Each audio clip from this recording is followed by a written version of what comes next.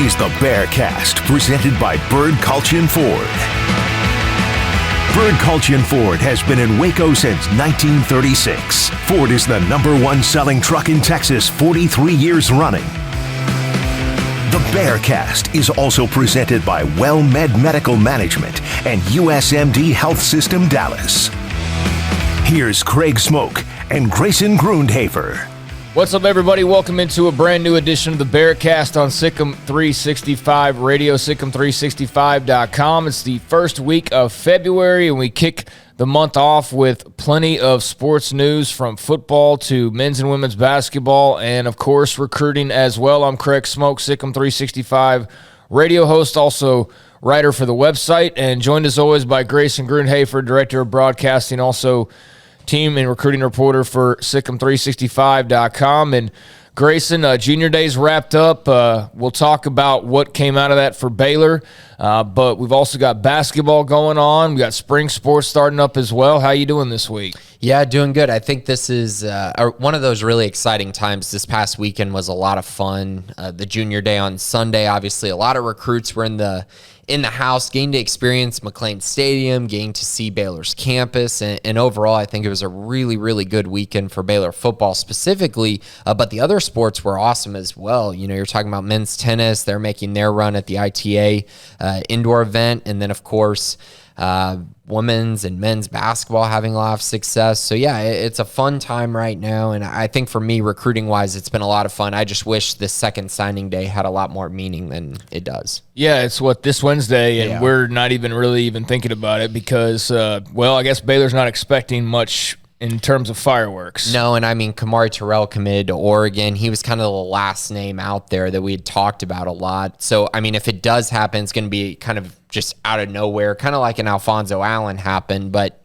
based on everything I've heard, I just think they're out of room as far as new recruits. I think going forward, it's the transfer portal, right? You want to be able to keep some spaces so that when guys decide to leave from programs in the spring, you have some room for them.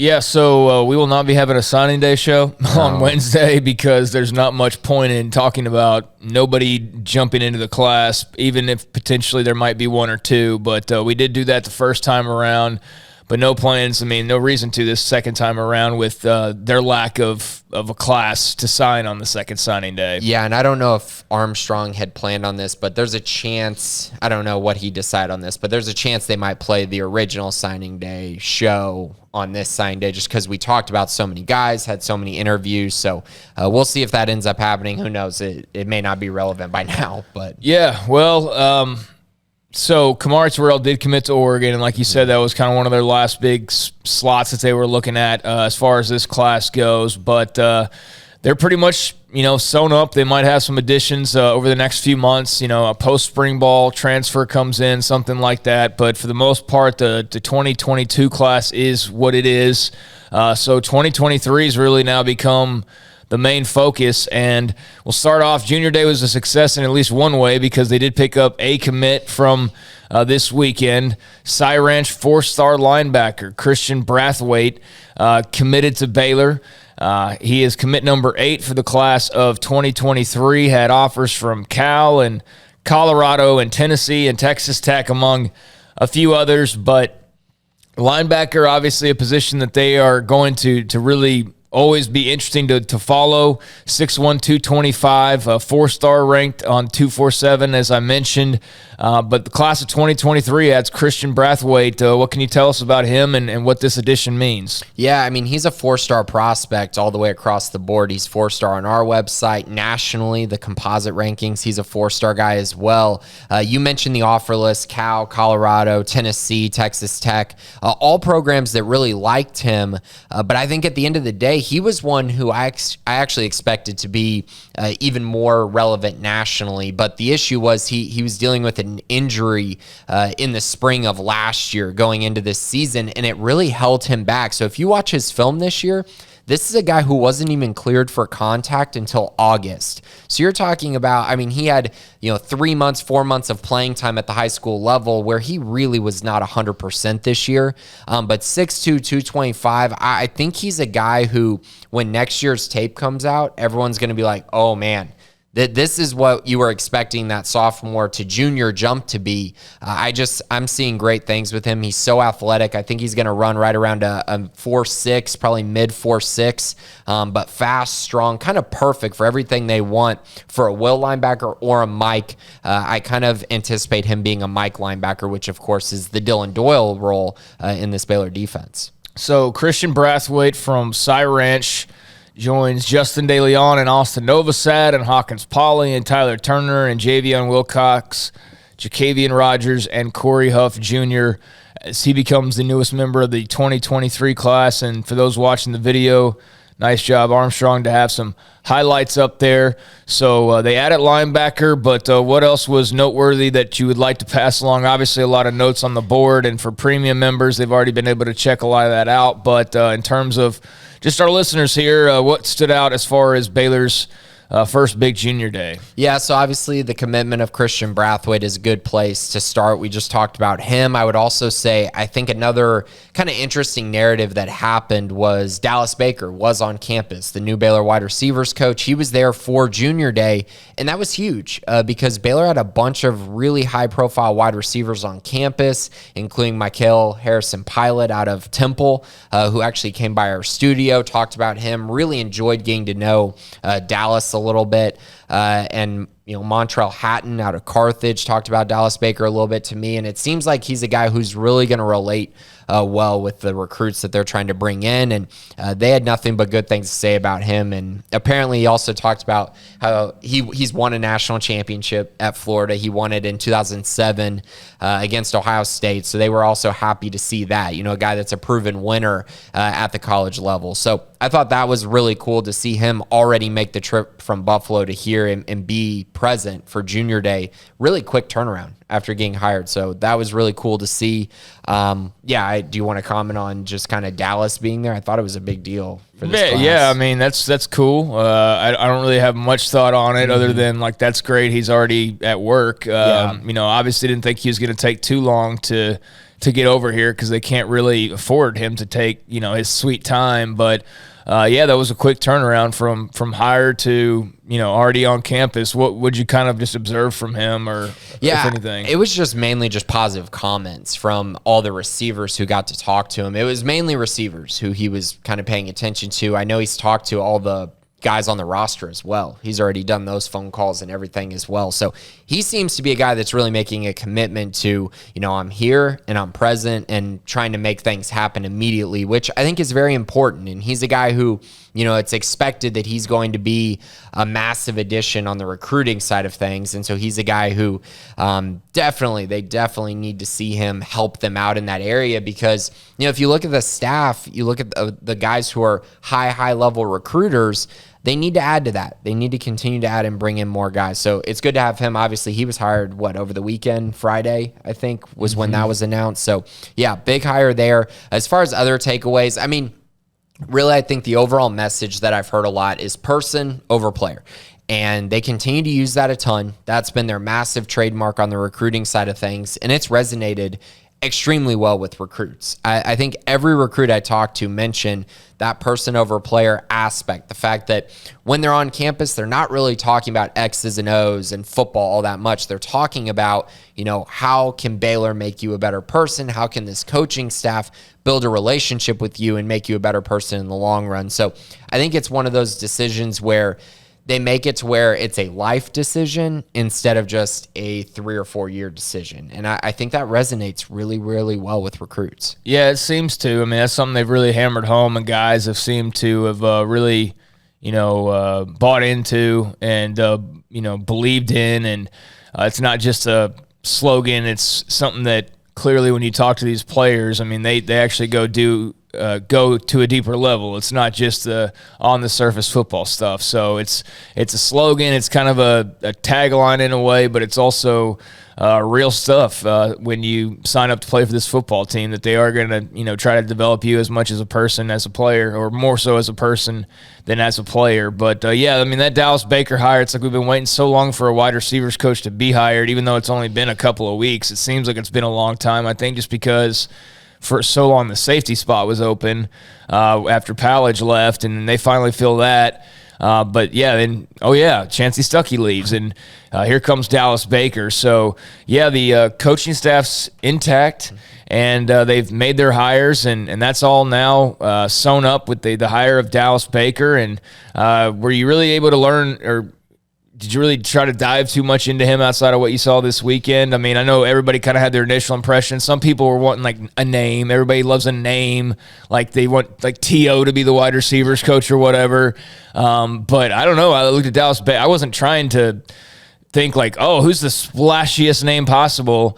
I just thought, hey, it's Dave Miranda. He's going to hire a smart football coach. And then I started reading up on Dallas Baker. And look, I don't know much about the guy still, but I know Dave Aranda's not hiring some fool to come coach up his wide receivers. And I think based on this past year, all due respect to Chancey Stuckey, probably an area they want to improve and upgrade this year because the receivers were fine. I mean, Tyquan was great. And he, flashed yesterday in the Senior Bowl a little bit. He's getting a little bit of attention out there. But outside of that, it's a little hit or miss as far as the wide receivers go. Yeah, and I think a part of that is quarterback play as well. I think that definitely played a role. I would also say that I think that hire specifically bringing in Dallas Baker was more having to do with the recruiting side of things because the simple fact of the matter is Chancey Stuckey did not have a big role in landing Armani Winfield or Jordan Neighbors. It's just the fact of the matter. Juice was the guy who landed Armani Winfield, was absolutely massive in his recruitment. And then as far as Jordan Neighbors goes, it was James Blanchard initially, but then it was a lot of guys just all coming together to recruit him. So there wasn't a guy that I think Chancey could put his name on and be like, I landed this guy for the class. And, at the end of the day, he decided to go to Notre Dame, and that's great for him. But now Baylor brings in a guy who I actually did do a little bit of a deep dive as far as looking at what he's done in the past and also looking at the recruiting side of things, right? Because that's what I cover. That's what I kind of know the best. And so looking at the recruiting side that I found really interesting is that, during his time at Marshall, they landed 30 prospects from the state of Florida, 30 to Marshall, which I think that's a ton for a program like Marshall. I know being on the East Coast, it makes more sense, but it still is not. I mean, for them to go into Florida like that, I think it's really impressive. 11 prospects in the 2019 class alone were from the state of Florida as well. So it's very clear that that's an area where maybe they could target that pipeline with UCF joining the conference soon, maybe USF as well. Maybe try to get a pipeline in to that Florida area. I think it's also of note that Baylor has offered 5 guys from the state of Florida over the last 3 weeks, which I think is also indicative of that, because if you look at their offer list, they haven't offered a ton of guys from Florida until this Dallas Baker news probably started to circulate a little bit. So that was kind of the main thing on the recruiting side. Coaching-wise, what he did at Marshall and Buffalo, there's not a ton of talent at either one of those schools, to be honest. They have some guys here or there, and some of them profiled pretty well. They scored some points in his time at Marshall and Buffalo. It wasn't overwhelming, though. That's not where I'm kind of going to search for when I'm trying to figure out who Dallas Baker is. But what I do know is he was a great player at Florida, won a national championship, was an all-SEC guy. So he knows what he's talking about on the football side of things. And I think on the recruiting side, he's going to definitely pay dividends.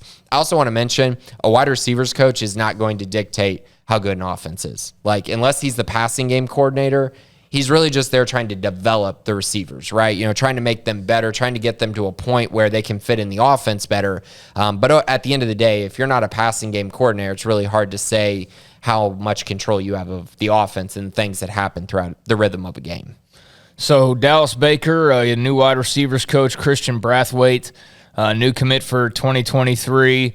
Also a walk-on quarterback, Brayson Mchenry from Texas High, also announcing his commitment last night. So I know this is not a guy to expect to be like the next Bryce Petty or anything. This second year in a row they've taken a walk-on quarterback. Or was it 2 out of the last 3 years? Yeah, C.J. Rogers was 2 years in a row, right? From Argyle. So 2 years in a row with a walk-on quarterback. Didn't take a guy in this class. So just your thoughts on the addition of Brayson Mchenry. Is this just a break in case, break glass and case of whatever the saying goes. You know what I'm saying? Yeah. Like, is this one of those like he will see him in an emergency situation, if even at that? And why Brayson Mchenry? Why was he a guy that they kind of obviously looked at and then wanted to, get him on the roster? Yeah, on the field and off the field, right? He's a good pickup. He did some solid things at Texas High. Off the field, a great person. I think he just fits what Baylor's trying to build in that quarterback room. And honestly, the goal of any walk-on will be to get on the field eventually. But I think the other thing for a coaching staff to try to figure out when taking a walk-on is, how do they fit into the culture? How do they fit into the program? And I think that's the area that Brayson really fits in well. And he's a good enough player to come into Baylor and really try to push these guys harder in the weight room and on the field. And who knows, maybe at some point he becomes good enough to where he's on the field, or where he's talked about as much as CJ Rogers has been talked about over the last year. We'll see what happens. But right now, you look at their quarterback room, the guys ahead of them, Gary Bohannon, Blake Shapen, Hiron Drones, and then Austin Novosad next year. I mean, it's a full room, right? He's not expected to come in and play anytime soon, or maybe ever, but I think it's great for them to get a guy who fits what they're trying to build offensively. So Brayson Mchenry from Texas High, a new walk-on quarterback. He announced that yesterday. So junior day, new walk-on, new linebacker commit, new wide receivers coach. Things staying pretty busy over on the football side of things. And you've also got the Senior Bowl going on and the Shrine Game as well. And I wrote an article last week on all the guys who are playing in these games. Looked like Tyquan Thornton made some good impressions, at least early on at the Shrine Bowl. And we'll see, who else maybe stands out after, the next few days, because those all-star games, I think, wrap up the end of this week. And, 8 guys, I think, for Baylor in total that will all get this, opportunity of, a handful of days in front of NFL scouts to try and make their dreams come true. So we're going to be monitoring that and kind of posting updates and just talking about it as it calls for it. But I did see Tyquan, the one guy to kind of mention early on from Shrine Bowl practices. So that's it for football, except for, I guess, what's next now with this junior day weekend wrapped up. What's going on after this? Is it a little bit of a wait till the next one? Is it, what can people look forward to in terms of that? Or is it just going to be a lot of recruiting updates, based on conversations you hear about and things like that for the meantime? Yeah, it'll be a lot of conversation-based stuff. And then obviously when spring practice rolls around, a lot of these guys will come and visit for practices. So Do we that's have a really date the for nice that yet? thing. We don't, but we looked it up, and it's, I think, normally it's late March to early April. Pro Day falls early April, somewhere around there, I think, is what we looked up last time. So somewhere in there, but we don't have dates yet. So hopefully that comes soon. It's February 1st, so I guess there is some time. But I think that's where you'll start to see a little bit more of a surge of news as guys come to practice and kind of see those various things. And then, of course, just talking to the coaches in general, trying to continue to get a feel for kind of what's next in guys' recruitments. And also don't forget, junior days are right around the corner. When summer comes, there's going to be a ton of, official visit dates in the summer, and then, of course, in the fall as well. So I'm really curious to see how Baylor kind of uses those official visit dates, because in the past, under rule, they waited till the end of the football season to have their official visits. Last year was a little bit different because of COVID. Baylor did in the summer because they just felt like the dead period from COVID was finally ending. You got to rush in and get your official visits. So I'm curious if Dave Miranda has a different strategy for this year where it's a full recruiting cycle of everything being open. Yeah, speaking of Matt Rule in the NFL, Clay Johnston, who did play for Matt Rule in Carolina after his Baylor days were done. Clay Johnston got waived by Carolina earlier this season, got picked up less than 24 hours later by Cincinnati, and now he's going to the Super Bowl after the Bengals get a win on Sunday in the AFC Championship game over Patrick Mahomes and the Chiefs. Joe Burrow, what a story. Jamar Chase, what a story. Just that LSU connection. A couple Oklahoma running backs also being a big part of that with Piron and Mixon. But yeah, Clay Johnston along for the ride, and not just along for the ride. It's not like he's on the practice squad and is just, watching from the stands or anything. I mean, he's in there. He's making at least a tackle a week and playing special teams, and you look around close enough and you'll see him. But unfortunately, Clay Johnston does get into the game. That's great. That's great that Clay Johnston will get to play for a Super Bowl here in a couple of weeks. That's pretty awesome. But to turn out that, what I'm sure was, it's business, it's not personal, but your college coach cuts you in the NFL, and it turned out to be the best thing that could have happened, because you sure as hell weren't going to a Super Bowl with Carolina anytime soon. So that actually worked out really well for Clay. But unfortunately, JaMychal Hasty and the 49ers fall short. I really thought we were going to get Clay versus JaMychal potentially for a title. And then, of course, with Clay and the Bengals advancing, that means Mark Vital. We saw Mark Vital briefly, but Mark Vital not going to be able to be on the Chiefs sideline for a Super Bowl. Andrew Billings, he had just signed like less than 2 weeks ago, and, is like a practice squad guy, but still, he went from, unemployed to, potentially on a Super Bowl run. So that stopped very quickly and abruptly for him. So we'll see what's next for Andrew. And then, if you want to some people count Josh Gordon, some people don't count Josh Gordon. I don't really care either way, but Josh Gordon was on the Chiefs roster as well. So there would have been some opportunities. But yeah, Clay Johnston gonna play for a title. It's pretty awesome. That's really cool. Yeah, that's so cool. And you're right in saying he wasn't going to go to a Super Bowl in the Panthers, but who would have thought he was going to a Super Bowl in the Bengals? Yeah, it's not much different. Yeah, it all just came together for them, and they've been playing such good football. And that was just a wild game. We were watching it here in the studio with Junior Day going on, and I know the guys at Junior Day were watching the Bengals versus Chiefs game as well with all the coaching staff and everything like that. So crazy game. Chiefs up big, and then, of course, the epic comeback. But great for Clay. Just a great person, great guy to be around. We covered him for a few years in there, and you just won't see a better ambassador for Baylor football. He just did everything right, it felt like. Yeah, I'm sure he'll be a media interview favorite when they get down to Los Angeles, and of course he played for the Rams and now gets to play against the Rams. I was just with the Rams for a short time after being drafted by them a couple of years back. So, yeah, Clay Johnston playing for a Super Bowl. Junior Day wrapped up. New linebacker commit, new walk-on quarterback, new wide receivers coach. A lot going on with Baylor football right now. Anything before we turn the page?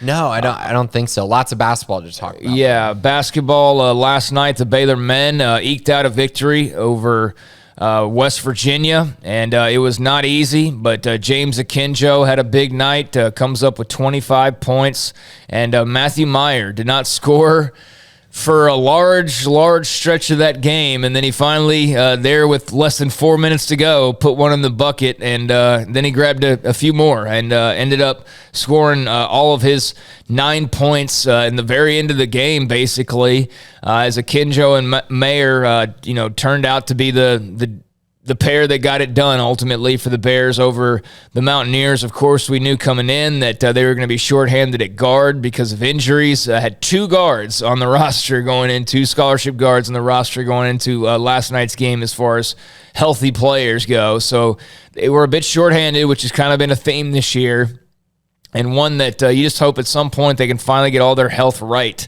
in time for the tournament and just when has this team even had a chance to gel as a real group? It seems like somebody's always in and out of the lineup.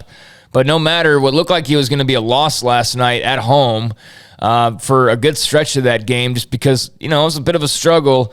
In the end, turns out to be a big win because you can't really afford to just drop games in the Big 12 and stay in the race. This would have been one that I think really could have come back to haunt you in the race potentially when you look at the standings. Everybody's going to take their lumps, and everybody kind of already has. Somebody tonight in the Texas game is going to take another lump, which is going to be like their fourth loss already. And Kansas is playing without Ochai Agbaji on the road at Iowa State. So a great opportunity there for Baylor to possibly become tied for first place in the Big 12. Yeah, so at 7-2, you could have dropped your third game, and instead you get a win. And I just think that given the injuries, given how light you were at guard, given that, you were down late in that game, like they extended the lead a little bit, and it was like, man, all of a sudden you're down, what was it, like 7 or something? It's like, man, I don't know, they got time to come back, and they did. The fact that they were able to pull that off and get a win, I just think that was huge for this basketball team. I mean, if you would have told me that Baylor was going to find a way to score 81 points without Adam Flagler and LJ Cryer, that is phenomenal. I mean, for them to even get to a point where they could score that many points, score 50 points in the second half, just so impressive. And James Akinjo, 25 points. He and Taz Sherman were going back and forth. Taz Sherman had 29 for West Virginia. He was making tough shot after tough shot. Really a crazy game for him. But at the end of the day, this was a game Baylor needed to find a way to win, especially when you're looking at it from a standpoint of, can this team still win the Big 12? Yes, you could have still won the Big 12 losing this game, but your room for error just kind of shrinks to 0. So, that's kind of where we're at in the season. Baylor's now 7-2 in conference, 19-3 overall after taking the loss against Alabama over the weekend, which was didn't touch on that, but just a not great performance from Baylor, especially defensively. I was really disappointed in their effort on the defensive end, but at the end of the day, they rebounded, got the win that honestly mattered more in conference against West Virginia, and now you just move on and you say, okay, can we get LJ Cryer? Can we get Adam Flagler back heading into a massive showdown against Kansas this weekend? Yeah, and I didn't mean to skip over the Alabama loss. It's just that there was another game already. It's like this game last night mattered way more than that Alabama game did in the long run and in the short term. I mean, the fact that they 2 days later come back out and, again, down at guard and are able to get a win, I think that was huge for this team. So looking forward to tonight with Tech and Texas in particular. I'm sure everybody's seen the videos of the Tech fans who have been out there for like 3 days now, which I'll never love anything that much. To stay out in Lubbock, outdoors this time of year. I know it's not like blizzard conditions right now, but I'm sure it's still plenty chilly because it gets cold out there.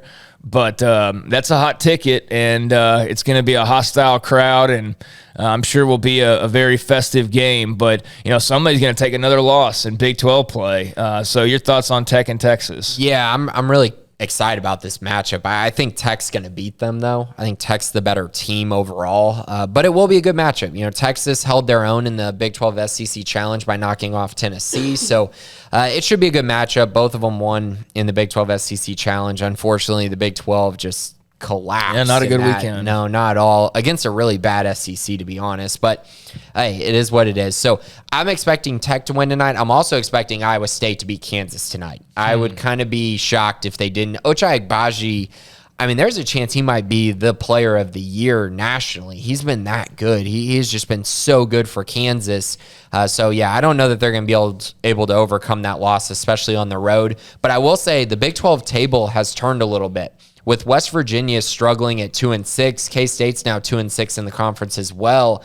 Oklahoma 3-6. Oklahoma sucks, man. It just seems like everyone is kind of a lot of teams are separating themselves, is what I mean. And you're looking at a TCU team that's now 4-3, which I don't think anyone was expecting. They actually look pretty competitive in this league as well. So I think the cutoff line is now at Iowa State of the teams that are going to make the tournament in the Big 12, which is kind of shocking because I think we were all expecting maybe 8 teams could potentially sneak in.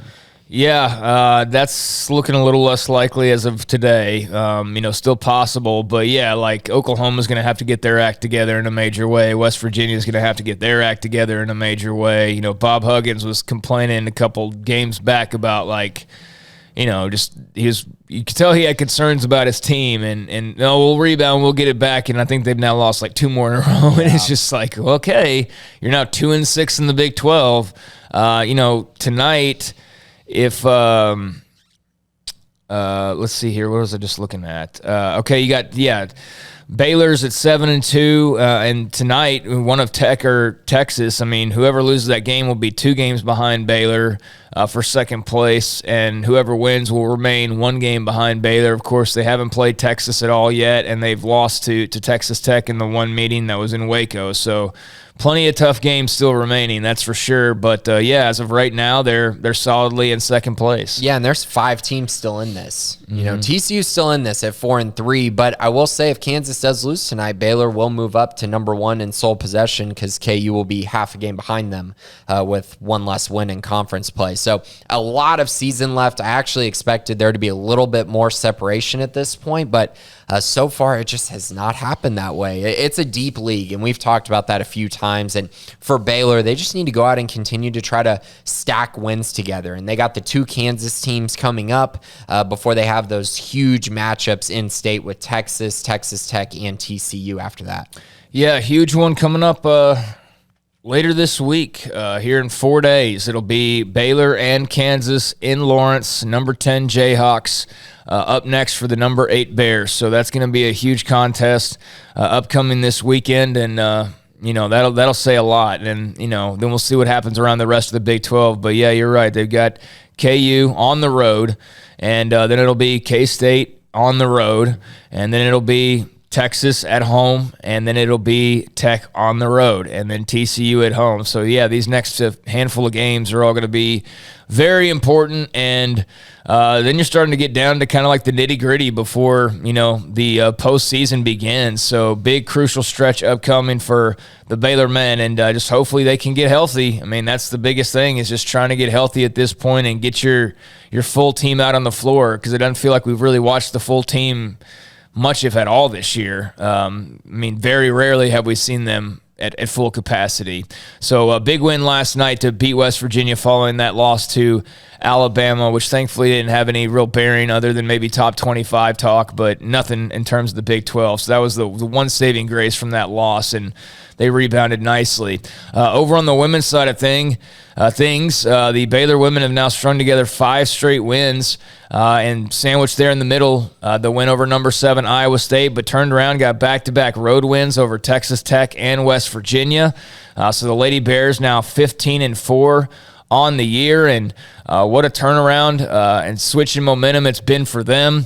Number 9 team in the country, 3rd in the Big 12 at this stage, but they have got the prove-it stretch coming up. 5 wins is nice, and good thing they're not limping into this upcoming stretch, because they could have straight up drowned if they weren't careful, but instead they'll have some boost and some pep to their step as they get ready to play number 18 Oklahoma coming up tomorrow night, Wednesday night. Then it'll be back-to-back games against Texas, 2 in 3 days. On Friday and Sunday, they'll play the number 13 Horns, and then next Wednesday, it's number 25 K-State. So they play 18, 13, 13, and 25.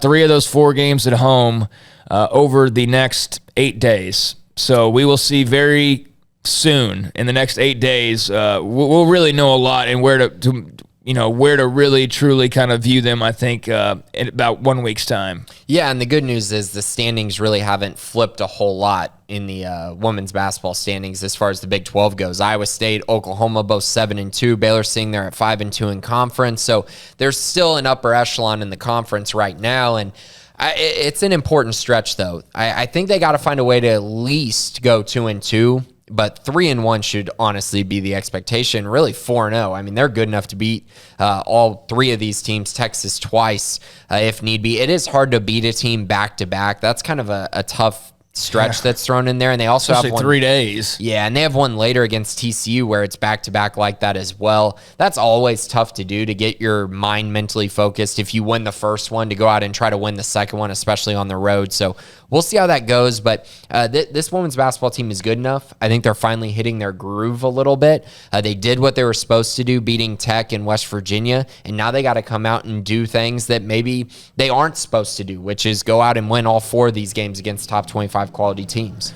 Yeah, it'd be huge to go 4-0. That would be absolutely massive, but either way, we're going to see a tremendous stretch upcoming for the Lady Bears, including 3 of those 4 games at home. So basketball definitely starting to get into the stretch run. We're not quite there yet, but we're keying in on it. So big week upcoming for both the Baylor men and the Baylor women in terms of hoops. Anything else before we start to turn our attention towards the mailbag? I don't think so. It's been an exciting week, definitely, for the basketball programs. They just got to keep the momentum going. Yeah, they are in a good spot right now in terms of wins and losses and standings and things like that, but it's just a matter of really health and being able to keep it all together,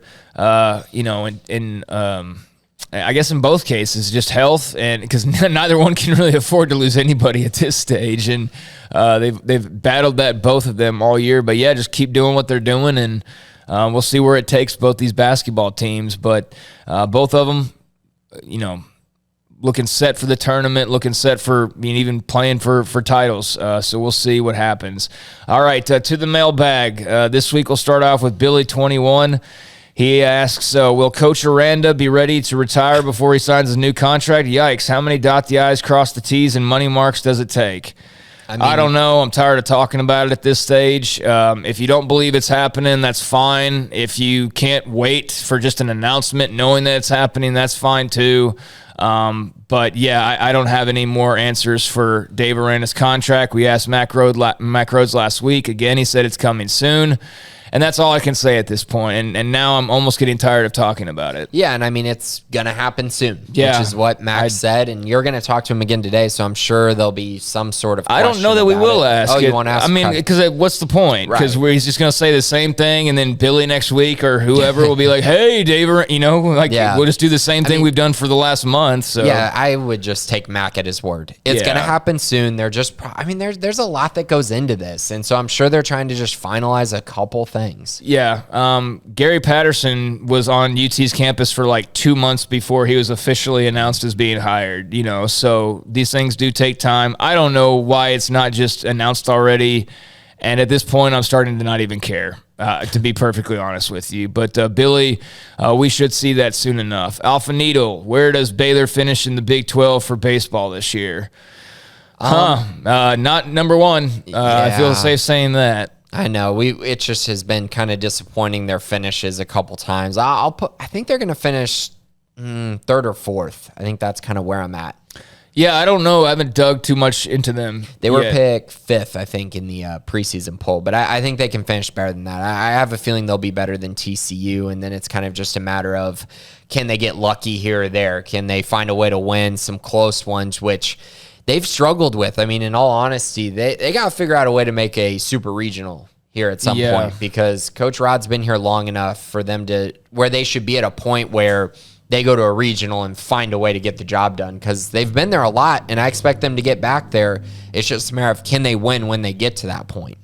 Yeah, Texas, unanimous number 1, Oklahoma State number 2, Tech number 3, TCU number 4, and then Baylor number 5 in front of OU, K-State, West Virginia, and then I guess nobody really has a lot of belief in Kansas. They are clearly the last place voted team. But where's Iowa State?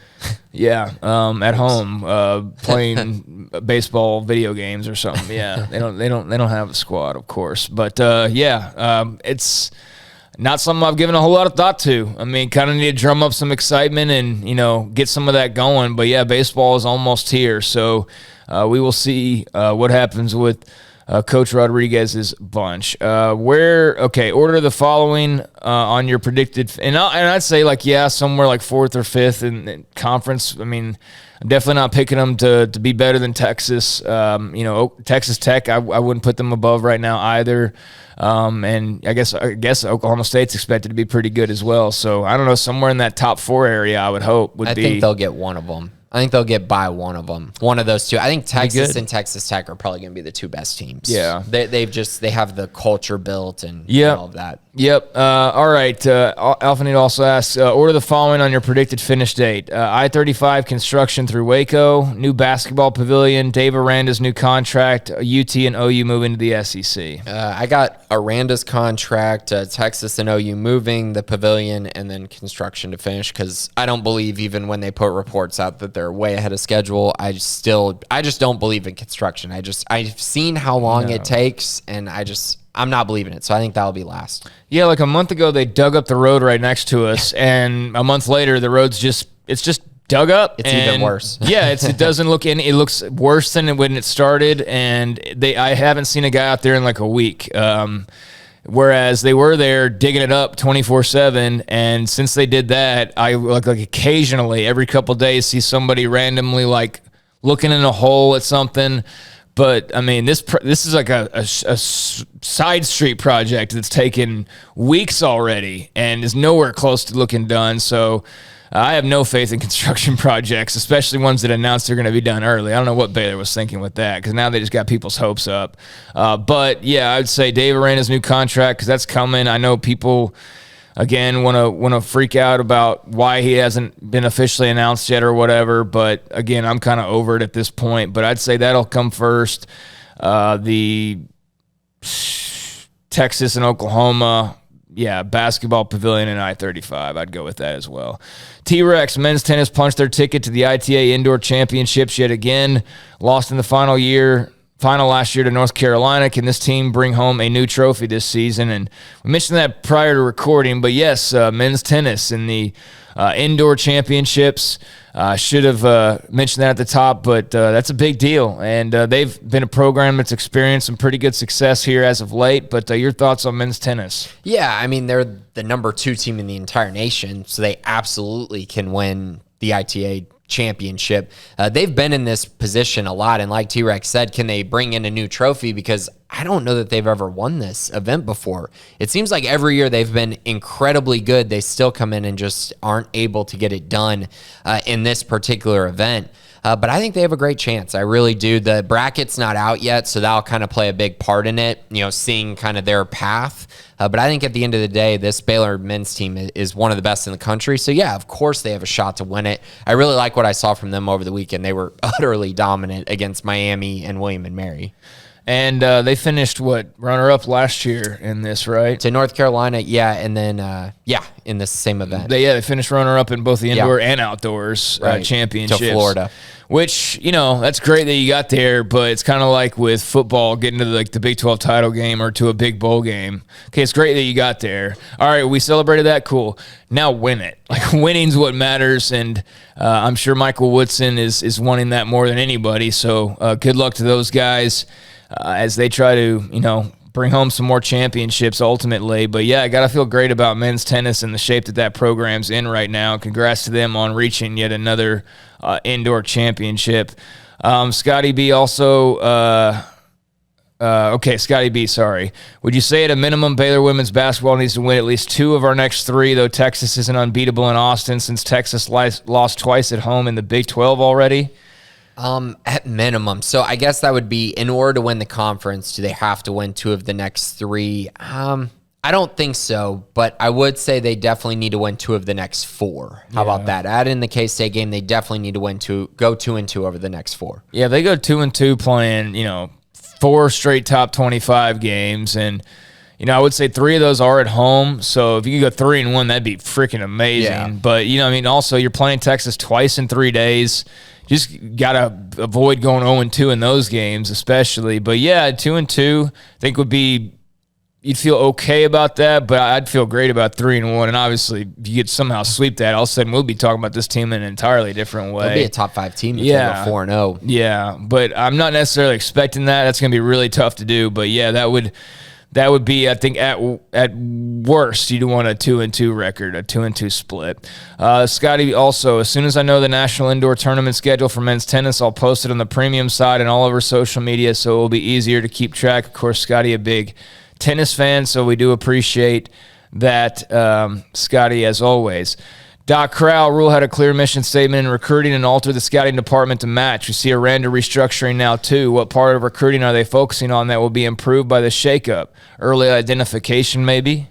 No, early identification was something that was big for Rule, and you saw that with James Blanchard. It was all about being the first to offer, just throwing out the offer as quickly as possible. And this stuff doesn't really do that. This is more an evaluation kind of staff in my mind. They really want to know that the prospect they're offering is someone they really, really want, and make sure that they have all the measurables and all the information that they need before that. So I think the overall vision for this group is all about building relationships, being more organized, and having a clear vision. I think those 3 things all together are kind of the things that really make up the recruiting department for this Baylor staff, and is a big reason why Dave Aranda wanted to make some adjustments and some shakeup. They really want to be focused on the things that really matter, while also being able to go out and evaluate and find guys. Obviously, that's important as well.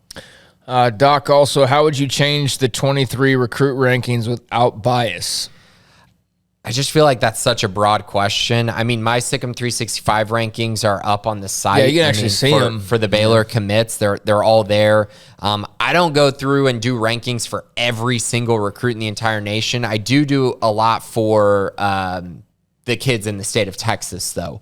Like I have my, top 50, top 100 and whatnot. But that's pretty much where I'm at. If you want to see my rankings on the commits specifically, they're there on the Sic'Em 365 side.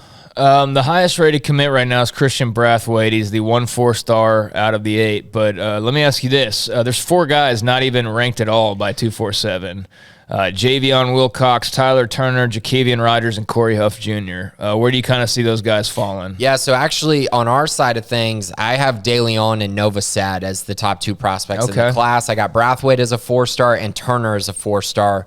I think I do not understand why he's not ranked, but I will say a large part of that is just timing, right? So he got a lot of momentum after the last recruiting rankings were posted on 247, which largely makes those a little bit inaccurate as far as the guys that are unranked. So I have him as a 90. I think he's a 4-star guy. Corey Huff is an 88. Jakevian Rogers is an 88. Hawkins Poly an 87. And Javion Wilcox an 87. I will say these things do change as I see guys and kind of get to know more information about them, height, weight, speed, things like that, things that you don't just see on film. And also when I get to see them in person at camps, these rankings will change pretty fluidly.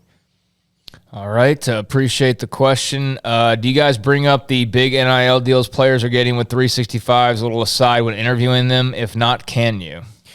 I mean, bring it up some, but there's not really, it's more just bringing up what we're doing, not necessarily like, oh, we're going to do this for you. You know what I mean? It's not really like that, So you're not like Texas and A&M where you're like, hey, come here and we'll give you $50,000? No, not like that at all. But we did, talking about the McPlay, for instance, and how cool that was for Jaron, and now the Gary Bohannon thing, which is all over social media as well. So we talk about those things, but not in depth or anything. I'm sure the staff has other ways that they talk about it. It's not really our job to talk about NIL with high school guys. No, it's not our. We're not recruiters. No. we're not, it's not our job to recruit those guys. That's more of the coaches. And if you want to put together your own version of Horns for Heart or whatever and pretend like it's going to charity when really you're just trying to buy 5-star or 4-star linemen, then by all means, feel free to do so. But it's not really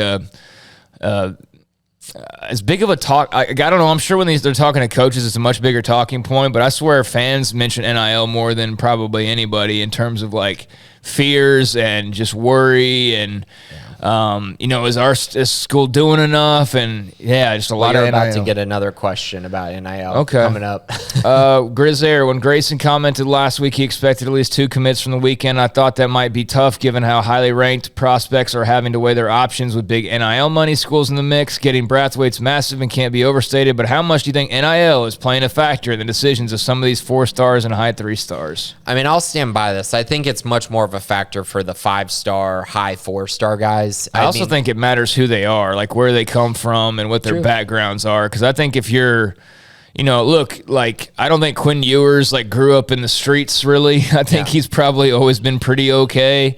But, I think it also depends too, guys' backgrounds. Like if you come from a comfortable background, you may not be as reliant on it as if you're some kid who's all you grew up eating peanut butter sandwiches only, and so many mouths to feed. You know what I'm saying? Yeah. Like that. Money matters differently to different people in different backgrounds, and I think that also probably plays into it quite a bit as well. Right, and a lot of people don't understand that, the money part, that money will dry up if you don't get developed to your full potential, if you don't go somewhere that can get you to your ultimate goal, which is the NFL. So I think there's a lot of factors involved. I will say it does matter to some more than others, like you said, Craig, but I'll also say it's not that it shouldn't impact Baylor, but it's more so Baylor can still have a top 25 class, can still be extremely competitive on the recruiting side without having the same kind of NIL deals that Texas and Oklahoma, because really it's the top 10 schools, the top 12 schools that are just paying all kinds of money for the 5-stars. And Baylor may get caught in a bidding war that it can't win. And that's fine, because then they'll go land someone else who fits their scheme really well and who can also elevate their class ranking into being inside the top 25, which is the ultimate goal. How much different is UT? And I don't want to always use them because it's unfair to them. It really is, because there's other schools that are doing similar stuff. But it's just that they were like the first ones to just go so blatantly obvious with the whole NIL thing, with the lineman deal. But how much different is their recruiting class now versus Baylor's versus what it was pre-NIL? I feel like it's the exact same, probably. The only school... The exact same. Yeah, the only school it's different for is A&M this year, because their class is just stupid, and has a ton to do with NIL. And still hasn't even been perfect, because they still just lost the Harold Perkins. Yeah, they just lost Harold Perkins, who was a commit for all of like 4 weeks. Who might go to Jackson State. Yeah, there was rumors about that. And there's NIL for you. Yeah, like there's NIL coming into play, but even them, they're spending more money than anybody, and they're still losing guys. It's still the same, and this is what's funny. Like, Texas can't get any higher than number 1 overall in the class rankings, which they have been before. And Baylor, it's just Baylor trying to close the gap, because there's been times where Texas is like number 3 in the recruiting rankings and Baylor's 36. So it's more about, can Baylor shrink that deficit and be, can it be 3 versus 22? And then Baylor's going to be just fine. Yeah, I had that revelation the other day. I'm like, oh my God, Texas. Wait, they're just going to be in the exact same spot they always finish in anyway. You can't go any higher than number 1. Yeah. You know what I mean? So I just, it's funny. Now, it does impact some things, I understand. And down this stretch is where it becomes more noticeable, right? If you start losing a guy at the very end of a cycle, which it will happen. It definitely will. But at the end of the day, I think Baylor's going to be just fine. Yeah, I do too. And I understand the reason for concern. Like, the last thing you want to see is say Texas, for example, or an Oklahoma or an A&M. It's one thing if they end up with kind of the same classes, but then if it starts to like, well, all of a sudden they've got like 5-star wide receivers, and then you've signed like 2 3-stars, then you start to get a little worried. But there's not that gap right now, or probably even close right now. Yeah, like quite in frankly. The average star ranking, if the difference shifts drastically from the top 10 to 12 programs versus the bottom half of the top 25, then there might be something going on there. But so far, we're not seeing that. Not yet, but definitely something to keep an eye on. So, Grizz, it's an interesting question, and do appreciate you throwing that out there this week. Bearhawk Down, how famous do y'all feel with ESPN Plus playing excerpts of the Bearcast on the Our Time series? I wasn't aware of that until Grayson mentioned it. I had known that they had played part of something I had said on the radio show a couple weeks back, but didn't know they were using podcast excerpts. I guess they're listening right now. Yeah, I had no idea either until I saw this post. It's cool though. That's pretty cool that they're doing that, and I'm all for it. And whatever they need, I'm happy to serve. I went back and watched when I saw this question, because I hadn't gotten to see the newest episode yet. It was pretty cool. It was pretty cool to hear a voice. Made us look okay. Like, I know we weren't looked on there, but it didn't sound have my Dale Bonner takes. It was more. It was more about just kind of gearing up for the West Virginia game, which was great. It was really, really a good spot to have our conversation in there, and it wasn't long or anything. But hey, it was cool. No, that's really awesome, and shout out to that crew. Got to meet them, sort of briefly. They were in the studio one day. And we got to kind of chop it up with them. Interviewed, I guess it was one of the producers, if I'm thinking back correctly, and she was great. And yeah, it seemed to be a series that's doing well and people are enjoying. So keep up the good work and keep using our voices if you'd like. No problem over here. Bear Coog, what do you think about Grambling's NIL deal for all its student athletes? In my opinion, this isn't NIL, but rather the school forging connections themselves to pay athletes. That might be the case that breaks everything. Yeah, they're completely doing exactly what they're not supposed to be doing, but the NCAA has not basically reacted to anybody that's kind of doing similar.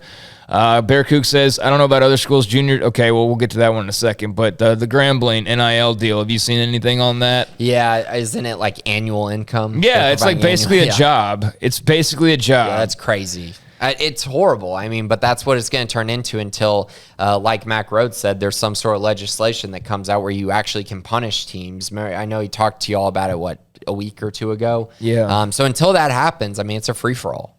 Yeah, you're supposed to get benefits based off your name, image, likeness. So if we're being real, first of all, most Grambling State athletes, most Baylor athletes aren't going to be up for name, image, likeness.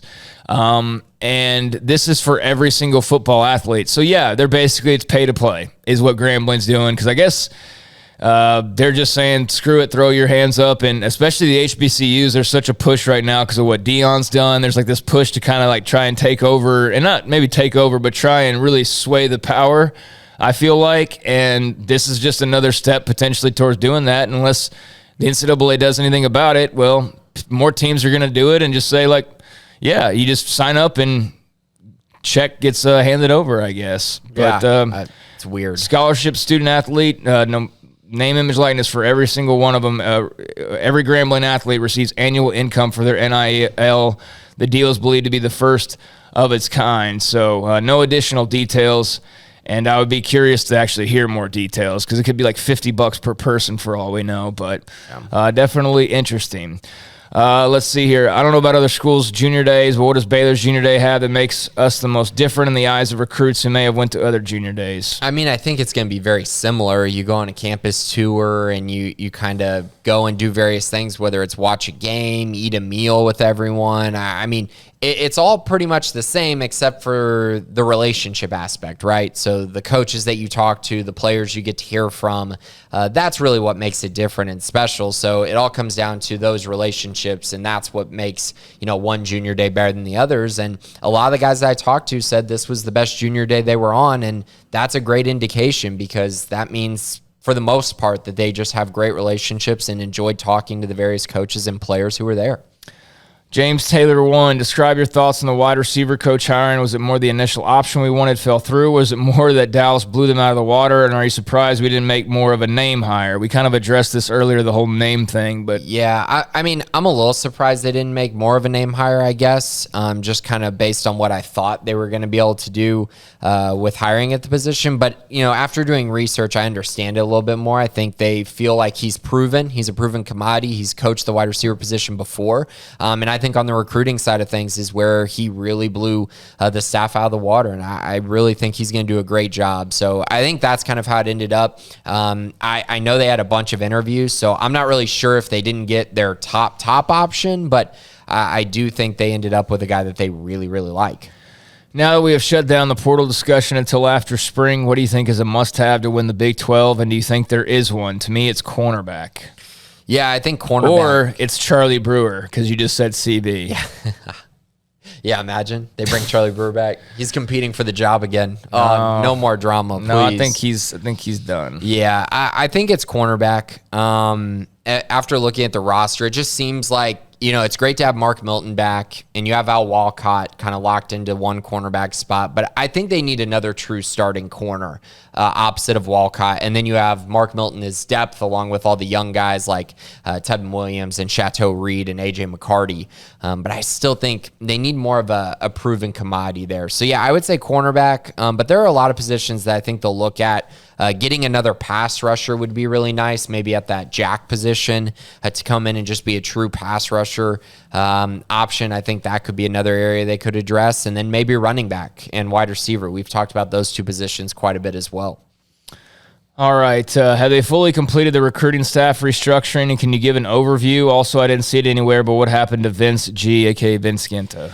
Yeah, so Vince is not at Baylor anymore, so he's gone, and that allowed them to go out and hire Kiva Soil-Cormier, who was from LSU. So she's the associate AD for player personnel, so she took over Vince's job, essentially, and she was at LSU for a few years, and then kind of under her, you have Aaron Hunt and you have Brian Nance, who I don't think their positions have been officially announced yet, but I do think they're going to be two guys who are maybe rising a little bit in the group. You got Landry Walsh, who does on-campus recruiting. So she's the director of all those visits that happen. She's organizing them, making sure they're running smoothly.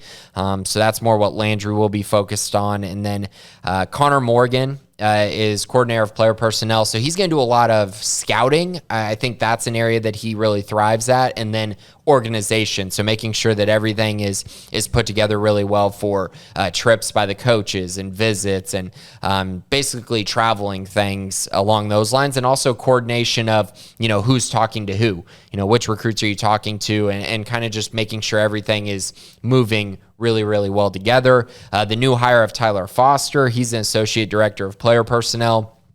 He's going to be building relationships, doing a lot of recruiting and scouting as well. Just another guy to be added to the recruiting department. So I think that's kind of the hierarchy right now. I think those are the hires that they've made.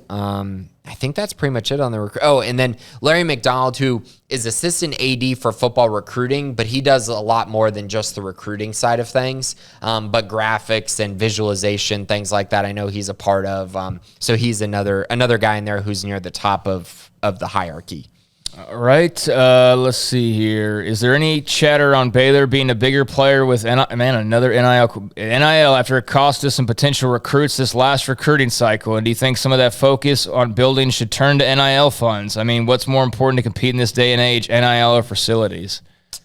Oh, okay. So I guess is there any chatter on Baylor being a bigger player with NIL after what it cost? I don't even know what it cost them ultimately. Yeah, that's where I mean, it cost them maybe a recruit here or there. I'm trying to think of specific instances. Maybe they're talking about Neto, Umio Zulu going to Texas, but Terrell. Yeah, Kumar potentially. But didn't hurt Lennon Armani Winfield or some of these other guys. Keeping Jordan Neighbors. Yeah. I mean, I don't know. I think the focus on building NIL funds, I mean, that's not really something that the recruiting staff, I think, is going to be able to do. I think that's a Dave Aranda decision and a probably Mac Rhodes decision ultimately as well, kind of how they're going to structure their NIL and how they're going to be able to make that kind of bigger. But it is what it is. Baylor's not going to be a school that has unlimited resources like Texas to pay every single player a ton of money. That's just not realistic. If you want them to, guess who's going to have to cut a check? You, brother. Some of you folks asking about NIL, you're the ones that are going to have to start ponying up for NIL if you really want it to change. I mean, that's honest to God. Like, that's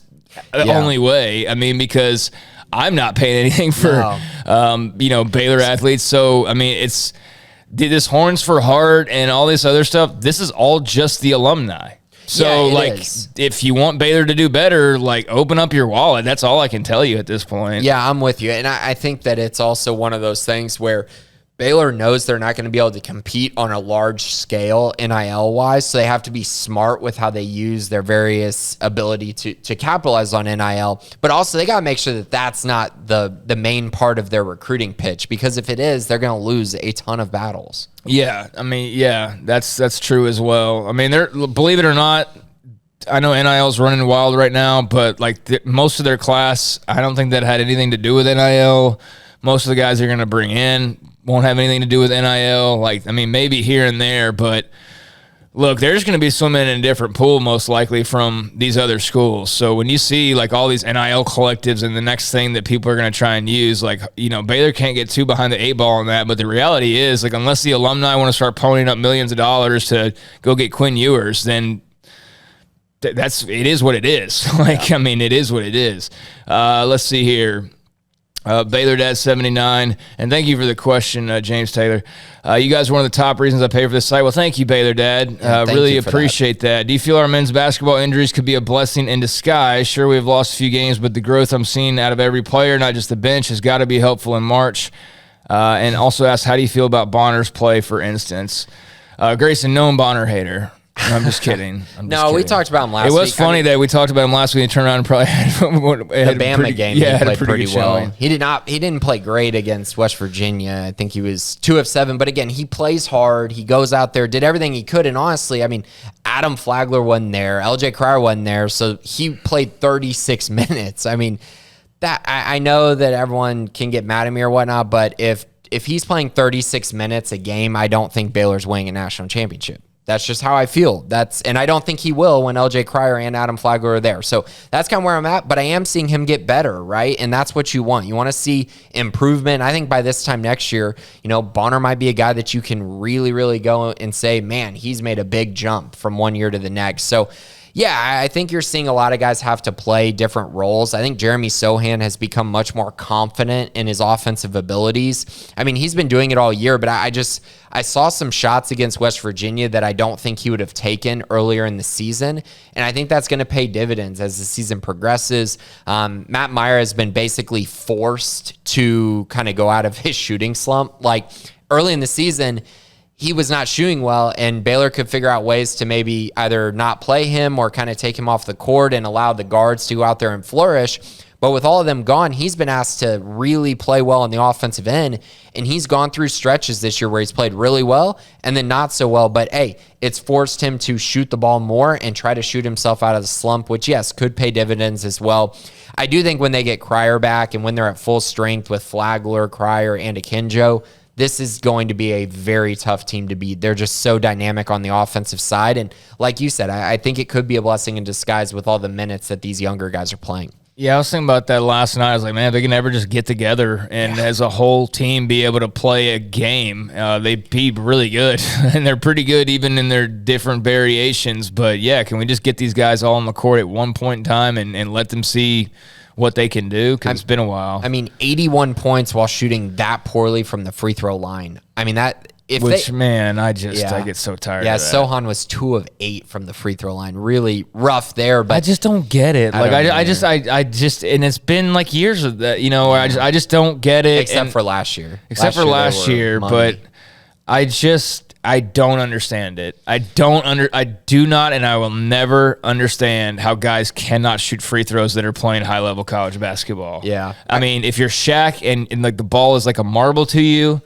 okay. But if you're like a renowned three-point shooter and like scorer, and you can score everywhere but the free throw line, you're not shooting free throws in practice or something because it doesn't make any sense. I remember early in the season, I think Cryer was at like 55%. He's at like 78 now, I think. But early in the season, he wasn't shooting them well. And I was like, how is this possible? This guy's shooting 49% from 3. Obviously, he's gotten it corrected. But a lot of, Sohan struggled with the free throw line. Kendall Brown at times. Kenjo shot the free throws really well yesterday. Thank goodness. He was really the only one. Meyer has struggled at the line. So, yeah, they got to get that corrected for sure. I don't get it. All right, finally, do you agree with what Coach Huggins intimated during his post-game interview on Monday, that we were basically cheating under the glass and elsewhere and getting away with it? I do agree that Sohan got away with a foul that put Sherman out of the game, but it was not intentional.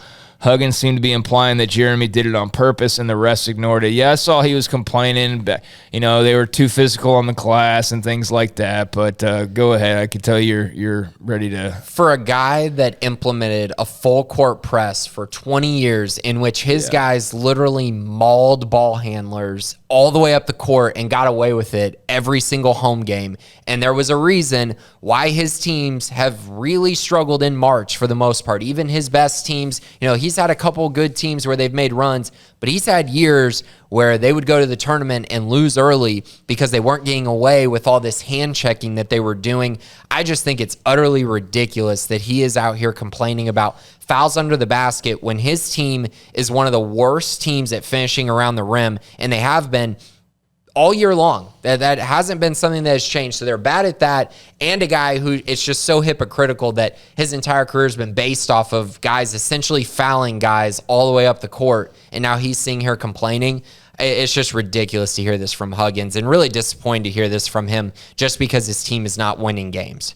Yeah, that's really why he's complaining more than anything, is because he's running out of stuff to say as they just continue to lose games. And you're right. I mean, for him to talk about anybody's physicality is completely laughable and would not be said if they had won that game. And I like Bob Huggins. I respect him a great deal just as a basketball coach. I think he's really, really good at what he does. And I definitely have liked to see him kind of soften a little bit over the years. But, Baylor played physical, and in certain situations you probably could have called whistles. Now let's go review the West Virginia film from, hundreds of games and break it down. But, especially their home games. They were so BS, good at home, man, and it was because of that. Yeah, of course. It's what you got to say when you lost another game, and you're just, and the last time you were out there, you're talking about how you got to get it together, and then you tried to kind of rally the troops there, and then you turn around and just lose some more. And so I think he's just kind of lost at this point. And they were up towards the end of this game. Oh yeah, Baylor was missing was missing 2 of their guards and had like 2 guards the entire night. Right. So like I don't care what his excuses are. They really had no excuse. They really didn't. It wasn't. Baylor didn't win that game because they fouled hard and got away with it. No. That that is a garbage West excuse. Virginia was like in the double bonus 10 minutes into the second Yeah. half. It was just craziness. And the only reason Baylor shot the same amount of free throws as them, or maybe a couple more, was just because of fouling at the end of the game. And I definitely don't think Sohan tried to hurt Taz No. Sherman on purpose in any way. I mean, it was just a tough play. So if he was intimating that, I didn't necessarily get that from his comments. I mean, I did get the whole, like, they were fouling and blah, blah, blah, blah. But, I'd have to maybe go back, and maybe that's the line I missed in there. But I definitely don't think Sohan was intentionally trying to hurt anybody. That's hopefully not something that he tried to indicate. But, yeah, what I did see and what I did hear, I thought he was just crying, basically, after another loss. All right, Baylor Dad 79, thank you for the questions. Billy 21 as well, Alpha Needle, T-Rex, Scotty B, Doc, Grizz, Bearhawk Down, Bear Coog, James. Thank you all for your questions this week. Thank you to Jack and Armstrong as well behind the scenes. Anything before we go, Grayson? No, just another exciting week. Obviously, signing day is this week, so stay tuned if there's anything breaking with that. But on the website side, we got all kinds of interviews and reactions from junior day, and just a whole lot of recruiting information along with basketball coverage and football coverage. Just kind of throughout the year, we'll have baseball coverage as well as that gears up. And then, of course, 365 radio as well every day, 3 to 6. Be sure to check that out, as well as the Bearcast. Absolutely. So stay tuned for much more. The grind never stops, and the news never stops. Let's see if the Lady Bears can keep up their winning streak. Big week ahead for them. Baylor men, big week ahead, of course, for them as well. Nice win over West Virginia, shorthanded. And Baylor football, well, we'll see if there's ever any contract news, and I hope there is soon, just to get that subject off the table, but certainly a lot of recruiting, roster tweaking, and all of that still to come as well. So stay tuned to the premium side of Sic'Em365.com, and we do thank all of you who give us your ears and your eyes and your time each and every week. For Grayson, I'm Craig Smoke, and this has been the Bearcast on Sic'Em365.com.